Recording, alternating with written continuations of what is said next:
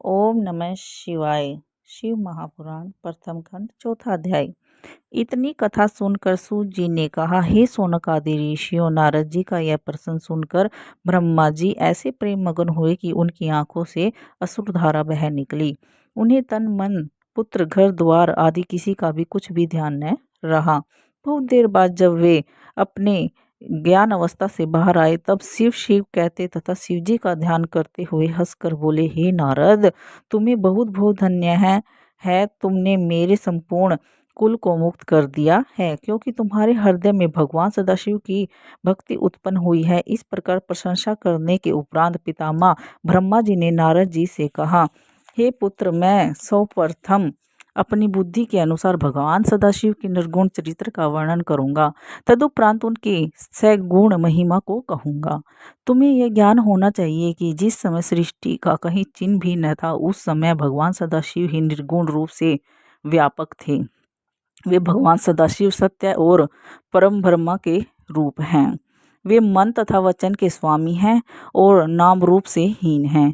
वे किसी के वशीभूत न तो देखते हैं और न ही कोई उनका आदि अंत ही जानता है। वे किसी के वशीभूत न होकर संपूर्ण सृष्टि के स्वामी बने हुए हैं। वे ही मनुष्य को कर्म के साक्षी हैं तथा सर्वव्यापक होते हुए भी सबसे भिन्न रहते हैं। हे नारद, उन शिवजी की स्तुति करने में सहस्त्र कर्णधारी शेष नाग भी हार गए हैं। योगी योग उनका भजन करते हैं, परंतु उनके आदि के अंत तक ज्ञान उनको भी न हो पाया है। वे निर्गुण स्वरूप वाले प्रभु बिना कान के ही सब कुछ सुन लेते हैं, बिना आँख के सब कुछ देख लेते हैं, बिना नाक के सब कुछ सूंघ लेते हैं, बिना मुख के ही संपूर्ण पदार्थ का भोजन करते हैं, बिना जिह्वा के संपूर्ण विद्या को पढ़ते हैं। जिन स्वामी की ऐसी विचित्र महिमा है, उनकी स्तुति भला किस प्रकार की जा सकती है। हे नारद, ऐसी निर्गुण स्वरूप भगवान सदाशिव ने जब अपने मन में यह इच्छा की कि हम एक से अनेक हो जाएं, उस समय वे सगुण हो गए।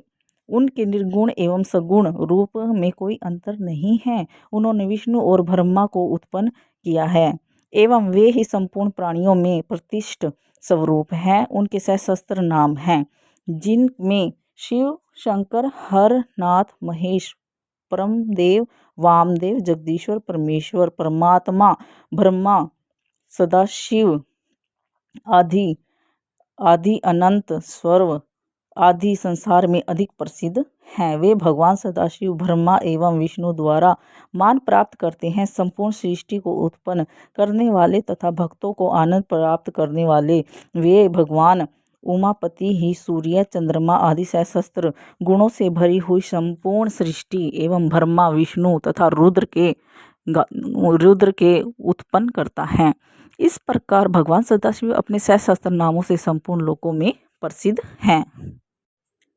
हे नारद, अब तुम उन त्रिशूल पाणी भगवान सदाशिव के उस सगुण स्वरूप का वर्णन सुनो, जिसके स्मरण करने से ही संपूर्ण पाप नष्ट हो जाते हैं। अपने सगुण स्वरूप में वे मस्तक पर जटाजूट गंगा जी को धारण किए हुए हैं। उनके भाल पर चंद्रमा की कला धनुष त्रिपुण विराजमान है। वे कानों में कुंडल पहने हुए हैं। सूर्य, चंद्रमा और अग्नि के समान 3 लाल नेत्रों को धारण किए हुए हैं। उनका प्रातःकालीन सूर्य के समान पहला मुख पूर्व दिशा की ओर रहता है तथा उनका दूसरा मुख दक्षिण दिशा की ओर, श्वेत वर्ण का तीसरा मुख पश्चिम दिशा की ओर, कृष्ण वर्ण का चौथा मुख उत्तर दिशा में और पांचवा मुख दुग्ध वर्ग का ऊपर में रहता है। उनके कंठ में 3 लकीरें हैं। उस कंठ में विराजित हलाहल की श्यामता भक्तों को मन में अनायास ही हर लेती है। वे अपने गले में मुंडों की माला धारण किए रहते हैं और हाथ में त्रिशूल लिए रहते हैं। उन्हें कोई चतुर्भुज और कोई पंचमुख कहता है। कईयों ने उन्हें 10 भुजाधारी भी कहा है। वे अपने इन हाथों में भिन्न भिन्न प्रकार के सहस्त्र लिए रहते हैं। उंगलियां भी सुकोमल एवं अरुण प्रभायुक्त हैं। ऐसे संपूर्ण कलाधारी भगवान सदाशिव के पवित्र स्वरूप का स्मरण बड़े बड़े तपस्वी तथा मुनिजन निश्चल भाव से किया करते हैं। हे नारद जी, इस प्रकार शिव जी के अनेक स्वरूप हैं, उसी प्रकार उनका ध्यान धरने की क्रिया भी असंख्य है, परंतु उन्हें जानने वाले बहुत कम लोग ही पाए जाते हैं। भगवान सदाशिव की महिमा, स्वरूप तथा नामों की कोई गिनती नहीं हो सकती। वेदों का नाम भी न जाने वाले गज और गणिका जैसे असंख्य महापापी मूर्खों ने जो मुक्ति प्राप्त की है, उनका एकमात्र कारण यही है कि उन पर भगवान श्री त्रिशूलपाणि ने स्वयं ही कृपा कर दी थी। ऐसे दयालु गिरजापति की महिमा का वर्णन कौन कर सकता है। हे नारद, भगवान सदाशिव ने ही अपने आनंद की निर्मित शक्ति को प्रकट किया था, अर्थात भगवान त्रिशूलपाणि के तेज द्वारा ही महाशक्ति का जन्म हुआ है। इस महाशक्ति का जो स्वरूप है वह मैं तुम्हें बताता हूँ। वे देवी 16 श्रृंगार किए हुए हैं। उनका शरीर श्याम कमल के समान कोमल है। उनके केश घुंघराले कृष्ण वर्ण के हैं। उन शक्ति स्वरूप देवी के ऐसे अनुपम स्वरूप का ध्यान धरकर भक्तों को अत्यंत प्रसन्नता की प्राप्ति होती है। हे नारद, भगवान सदाशिव ने उस परम शक्ति को श्याम रूप में उत्पन्न किया, परंतु अनेक भक्त उन्हें गौर वर्ण अथवा सोने के समान रंग वाली कहकर उनका स्मरण एवं ध्यान करते हैं।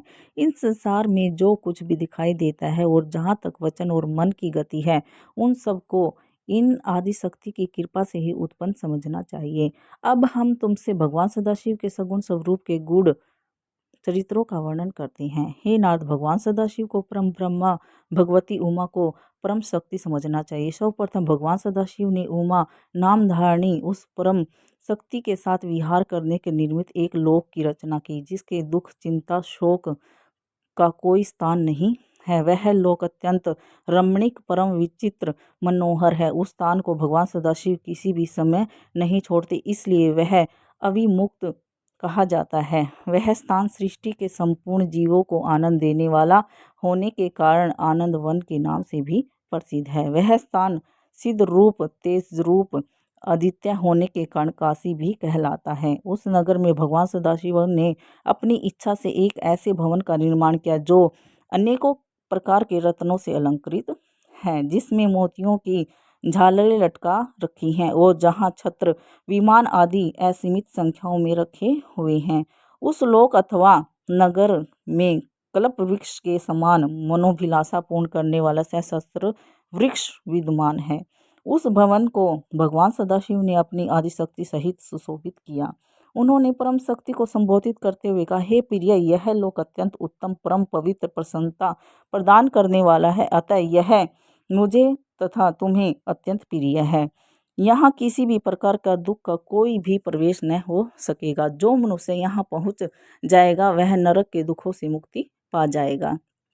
हम इस काशी की जो प्रशंसा करते हैं सो कोई आश्चर्य की बात नहीं है, क्योंकि इसकी स्तुति का वर्णन करने में भी असमर्थ हैं। इतना कहकर भगवान सदाशिव भगवती उमा के साथ वहाँ विहार करने लगे। जब उनके हृदय में यह इच्छा उत्पन्न हुई कि हम कोई रचनात्मक कार्य करें, उस समय उन्होंने भगवती उमा से इस प्रकार कहा, हे प्रिय, अब हम कोई ऐसा काम करना चाहते हैं जिससे हम दोनों को प्रसन्नता की प्राप्ति हो। अगर वीडियो अच्छी लगी हो तो लाइक करें, सब्सक्राइब करें। धन्यवाद।